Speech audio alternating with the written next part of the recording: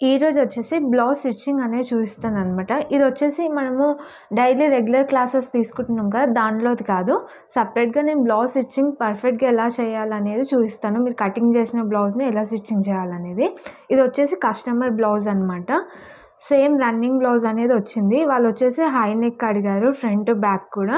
And ఇక్కడొచ్చేసి వాళ్ళు హ్యాండ్స్‌కి puffs ఏం అవసరం లేదని చెప్పారు కానీ, ఆల్రెడీ మొత్తం ప్లెయిన్ ఉందని చెప్పేసి ఇక్కడ నేను పఫ్ స్లీవ్స్ అనేది తీసుకున్నాను. సో, బ్యాక్ సైడ్ వచ్చేసి హుక్స్ అనేవి వస్తాయి. ఇంకా కిందొచ్చే బార్డర్ వచ్చేసి నేను ఇలా 2 సైడ్స్ వచ్చేలా డిజైన్ చేశాననమాట ఇక్కడ. లోపల కూడా మీకు ఎలాంటి ఖర్చు కనబడదు. ఇలా పర్ఫెక్ట్‌గా ఎలా స్టిచ్చింగ్ చేయాలి, మెజర్మెంట్స్ ఎలా తీసుకోవాలనేవి ఇంతకుముందు క్లాసులలో చెప్పాను కదా! అందులో పార్ట్ అయితే కాదిది. సెపరేట్‌గా మీరు కట్ చేసుకున్న బ్లౌజ్ అనేది ఎలా స్టిచ్చింగ్ చేసుకోవాలనేది ఈ వీడియోలో చూపిస్తాను.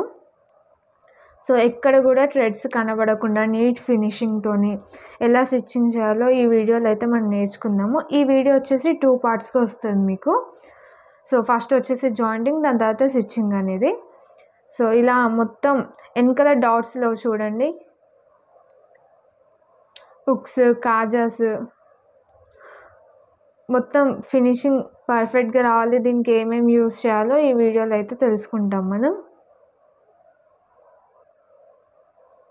ఎక్కడ కూడా ముడత రాకుండా, ఖర్చులాగా రాకుండా, సో, ఐరన్ చేస్తేనే మనకి ఇలా పర్ఫెక్ట్‌గా వస్తుందనమాట బ్లౌజ్ అనేది.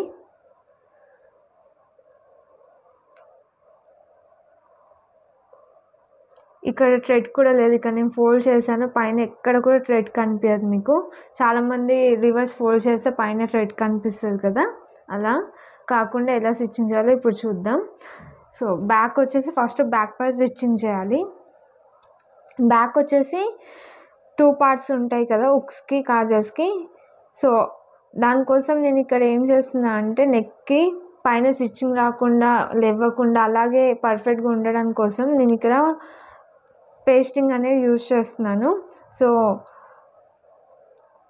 మక్రమ్ అని కూడా అంటారు కదా! మనకి ఫ్యాన్సీ స్టోర్‌లలో దొరుకుతుంది ఇది. ఇది ఇక్కడ యూజ్ చేయాలి. ఇంతకుముందు ఫస్ట్ నుంచి నా classes normal classes, tailoring classes తీసుకున్నా కదా! అందులో కూడా నేను చెప్పాను మక్రమ్ యూజ్ చేసే విధానం. ఒకవేళ తెలియకపోతే చూడండి ఒకసారి. మనకి నెక్ షేప్ ఎలా ఉందో అలా కట్ చేసుకొని 1 ఇంచ్ ఎక్స్ట్రా తీసుకోవాలి. సో, మొత్తం స్టిచ్చింగ్ చేసుకోవాలి నెక్. అది లెవ్వకుండా ఉండడానికి. లేకపోతే మీరు ఐరన్ చేసుకున్న అది పేస్టింగ్‌లాగా ఉండిపోతుందనమాట. ఒక సైడ్ ఇలా లైక్ షైన్ అవుతూ ఉంటదనమాట. అది క్లాత్ పైన పెట్టి ఐరన్ చేస్తే స్టిఫ్‌గా ఉండిపోతుంది దానికి. సో, మనం నెక్ పైన ఈ పేస్టింగ్ అనేది యాడ్ చేయాలి.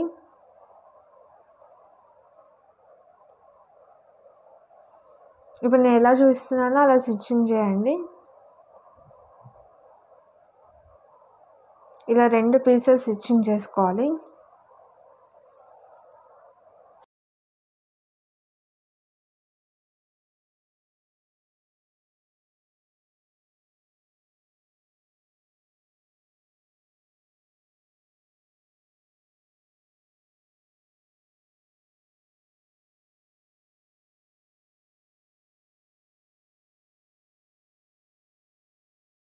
స్టిచ్చింగ్ చేసుకున్నాక మన ఒరిజినల్ క్లాత్ ఉంటది కదా! సో, బ్లౌజ్ పీస్ అనేది రైట్ సైడ్ ఏసుకోవాలి పైకి. కింది సైడ్ వచ్చేసి రివర్స్ ఉంటుంది. పైన మనకి ఏదైతే కనిపిస్తుందో అది రైట్ సైడ్ అనమాట. దానిపైన మనము ఈ లైనింగ్ అనేది పెట్టాలి. లైనింగ్ కూడా ఫోల్డ్ అవుతుందిగా. మనం మక్రమ్ ఏదైతే యాడ్ చేసామో అది పైకి రావాలి. మనం ఫోల్డ్ చేసినప్పుడు లోపలికి వెళ్ళిపోతుంది. సో, నెక్ దగ్గర సేమ్ ఫుట్ సైజ్ అంటే పాదం సైజ్ కుట్టేసుకోవాలి. 0.25 అనమాట కుట్టు సైజు. సో, ఆ 0.5 పాదం అయితే ఎంత ఉందో అంత కుట్టేసుకోవాలి. నార్మల్‌గా నెక్స్ట్‌కి దానికి ఎలా ఏస్తాము ఇవన్నీ క్లాసెస్ ఉన్నాయి నా స్టార్టింగ్ క్లాస్‌లో. ఒకవేళ మీకు తెలియకపోతే ఆ కుట్టు ఎలా ఎయ్యాలన్నీ కూడా ఒకసారి వినండి. సో, ఇలా మొత్తం నెక్ స్టిచ్చింగ్ చేసుకోవాలి. మీకు ఫుల్ నెక్ ఉంటే ఇది ఇక్కడ హాఫ్ ఉంది కదా! ఫుల్ నెక్ ఉన్న సేమ్ ప్రాసెస్ అనమాట.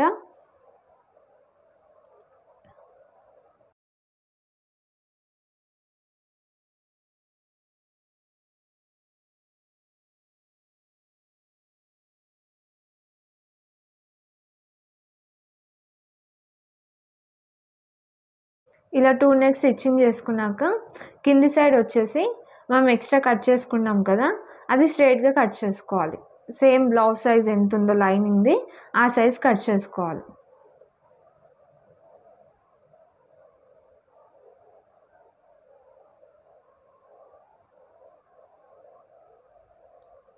ఈ సైడ్స్ కూడా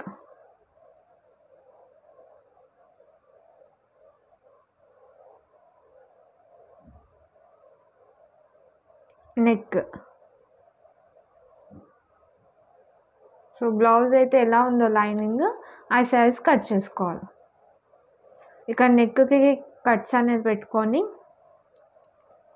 కింది సైడ్ కూడా ఫోల్డింగ్ వస్తుంది అనమాట నడుము దగ్గర.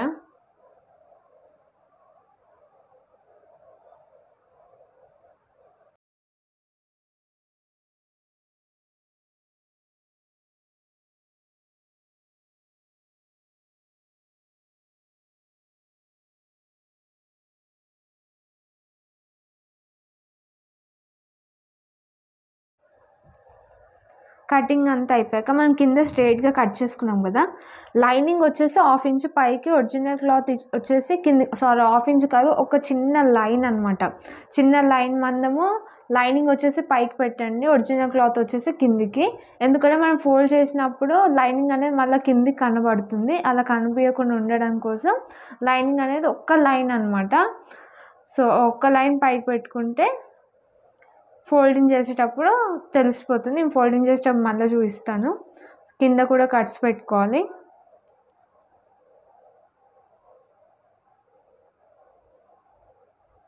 ఇక నెక్కి ఒక పర్మనెంట్ స్టిచ్చింగ్ అనేది వేస్తున్నాం, అది కూడా లైనింగ్ సైడ్.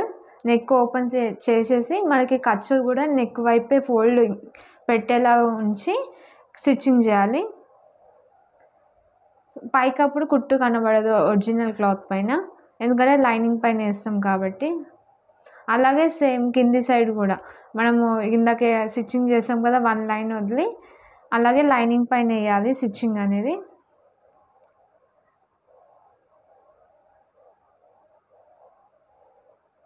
సో ఇలా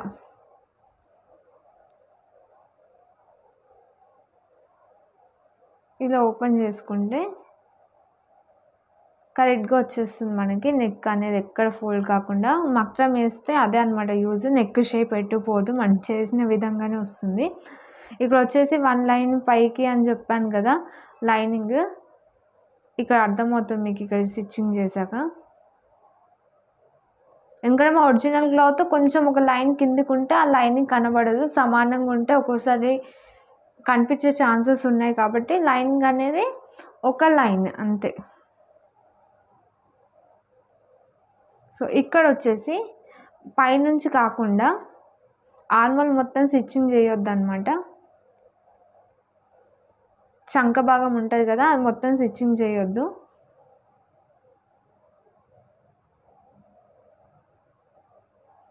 హాఫ్ వరకే స్టిచ్చింగ్ చేయాలి. ఫోల్డింగ్ నేను స్టార్టింగ్ చూపించాను కదా, భుజాల దగ్గర ఫోల్డింగ్ వచ్చేసింది, దానికోసం ఇలా ఇక్కడ వరకే స్టిచ్చింగ్ వేసుకోవాలి హాఫ్.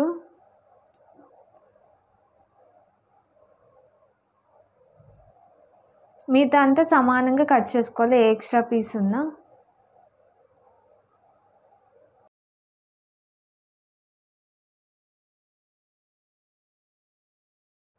బ్యాక్ పార్ట్ అయితే అయిపోయింది. ఇప్పుడు వచ్చేసి ఫ్రంట్ పార్ట్. ఫ్రంట్ కూడా సేమ్ స్టిచ్చింగ్ చేసుకోవాలి. ఫస్ట్ లైనింగ్ జాయిన్ చేసి ఒరిజినల్ పైన పెట్టి నెక్ ఫోల్డింగ్ చేయాలి. కానీ దీనికి ఏంటంటే prince cut part separate join చేస్తాం కాబట్టి అలా జాయిన్ కాకుండా ప్రిన్స్ కట్ పార్ట్లో కూడా మీకు ఎక్కడ కూడా క్లాత్ కనిపించలే కదా, ఈ వీడియో చూస్తే అర్థమవుతుంది మీకు ఎలా స్టిచ్చింగ్ చేశాను.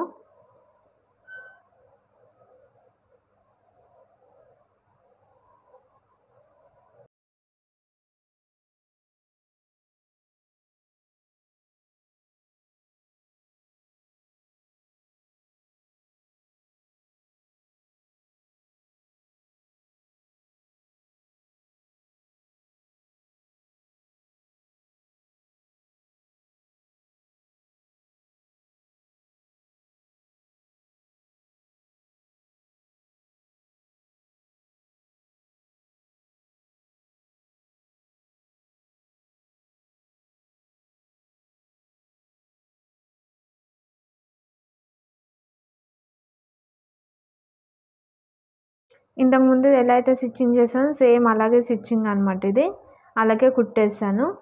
నెక్ దగ్గర మనకి ఎంతైతే తీసుకున్నామో ఆ మక్రం పైనుంచి 0.25 స్టిచ్చింగ్ చేయాలని చెప్పాను కదా, అక్కడ కటింగ్ చేస్తున్నాను నేను ఇప్పుడు నెక్ రౌండింగ్ కోసం.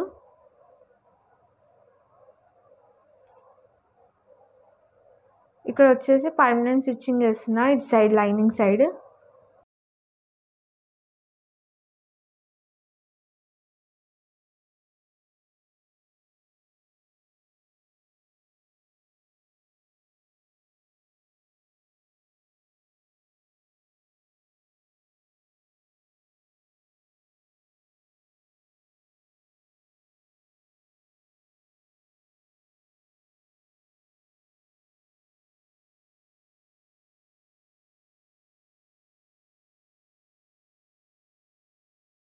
ఫోల్డ్ చేసేస్తే ఇలా ఉంటుంది. దీన్ని ఐరన్ చేస్తే మీకు ఇప్పుడు ఐరన్ చేయాలి, కుట్టుకుంటూనే ఐరన్ చేస్తూ ఉండాలి ఒక్కొక్క పీస్ అయిపోగానే. అప్పుడు మనం స్టిచ్చింగ్ చేశాక నీట్గా కనిపిస్తుంది. సో ఇదంతా ఐరన్ చేసుకొని సైడ్స్ మొత్తం కట్ చేసుకోవాలి. ఏవైతే ఎక్స్ట్రా కనిపిస్తుందో సమానంగా మొత్తం కట్ చేసుకోవాలి.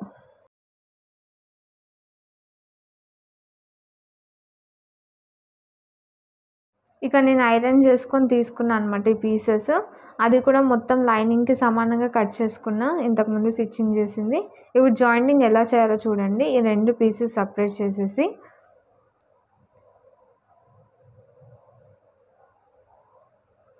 ఈ ప్రిన్సెస్ కట్ పాయింట్ నుంచి స్టిచ్చింగ్ చేసుకోవాలి. ఇప్పుడు మీకు నేను అడ్వాన్స్ మాస్టర్ బ్లౌజ్ క్లాసెస్ చెప్తున్నా కదా, అవి ఇవే విధంగా స్టిచ్చింగ్ ఉంటుంది, కటింగ్ కూడా ఉంటుంది. మీకు ఇలాంటి బ్లౌజ్ స్టిచ్చింగ్ చేసుకోవాలంటే ఆ క్లాసెస్ అయితే ఫాలో అవ్వండి. సో డబల్ స్టిచ్ అనేది వేసుకోవాలన్నమాట, ఒకటి అయిపోయినాక ఇంకొకటి. దీనికి కూడా కట్స్ పెట్టాలి.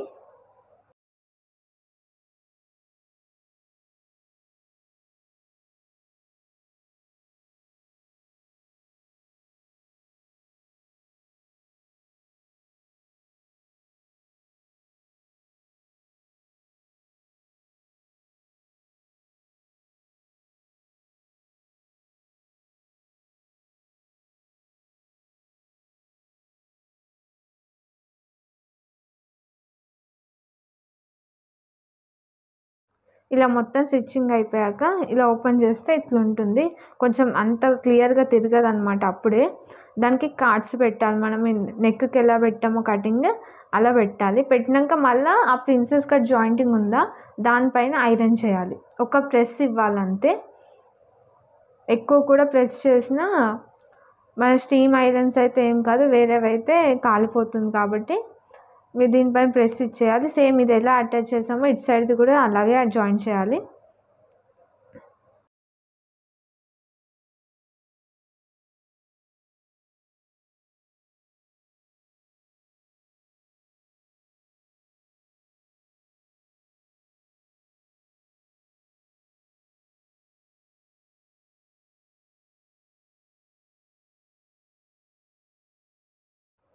లైనింగ్ ఒరిజినల్ క్లాత్ జాయిన్ చేసాం కదా, ఇప్పుడు వచ్చేసి లైనింగ్ అనమాట. సేమ్ ఎలా జాయిన్ చేసామో అలానే.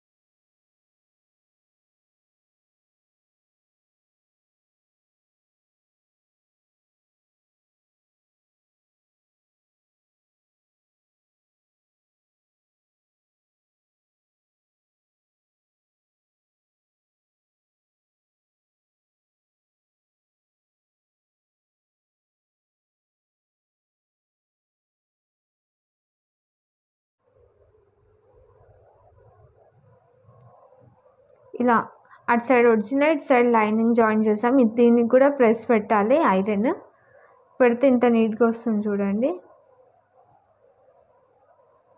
ఇలా ఓపెన్ చేస్తే ఇక్కడ మనకి లోపల సైడ్ ఫోల్డింగ్ వచ్చేస్తుంది, బయట సైడ్ కూడా ఫోల్డింగ్ ఉంటుంది. సో మనం 2 పీసెస్ సమానంగా కట్ చేసుకున్నాం కాబట్టి చూడండి ప్రిన్సెస్ కట్. ఇది ఐరన్ చెయ్యండి, అది చేసింది, రెండిటికి డిఫరెన్స్ మీకు తెలిసిపోతుంది. ఇప్పుడు కింద ఫోల్డింగ్ అనేది చేసుకోవాలి. దీన్ని ఇలా ఓపెన్ చేసేసి రివర్స్ పెట్టుకొని, చెప్పాను కదా వాళ్ళ లైన్ వదిలేయాలని. సో లైనింగ్ పైకి ఉండాలి, ఒరిజినల్ క్లాత్ కిందికి ఉండాలి. ఓన్లీ 1 లైన్, 0.25 కూడా కాదు, దానికన్నా తక్కువ. స్ట్రైట్ లైన్ స్టిచ్ చేసుకోవాలి.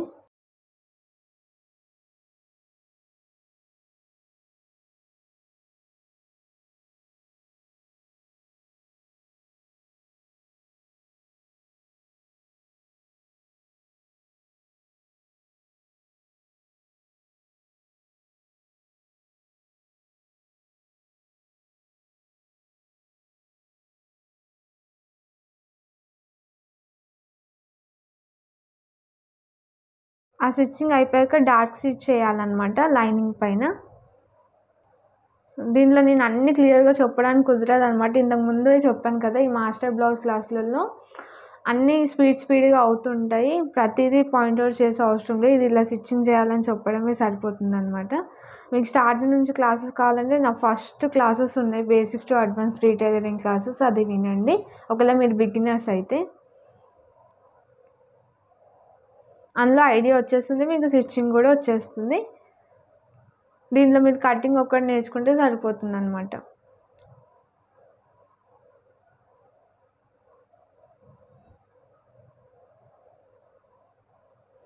ఇలా ఓపెన్ చేసేసాను మొత్తం. ఓపెన్ చేసి మళ్ళీ ప్రెస్ పెట్టాలన్నమాట ఐరన్. సో ఎన్నిసార్లు చేస్తే అంత మంచిగా వస్తుంది మీకు.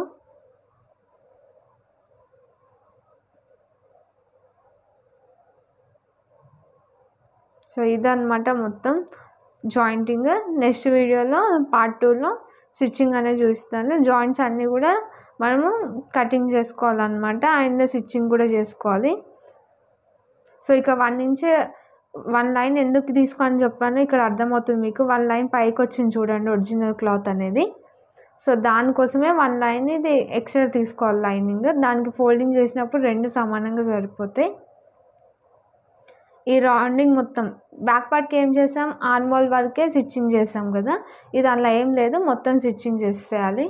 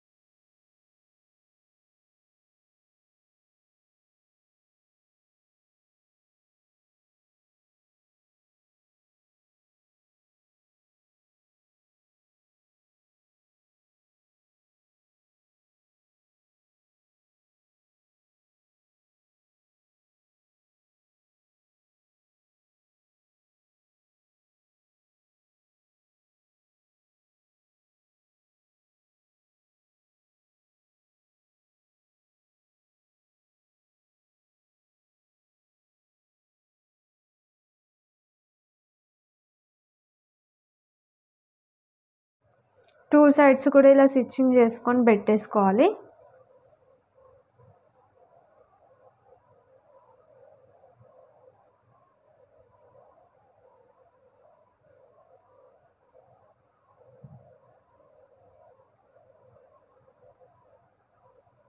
మీకు పార్ట్ 2 వచ్చేసి ఈవినింగ్ వరకు అప్లోడ్ అయిపోతుంది. సో ఇదన్నమాట మొత్తం.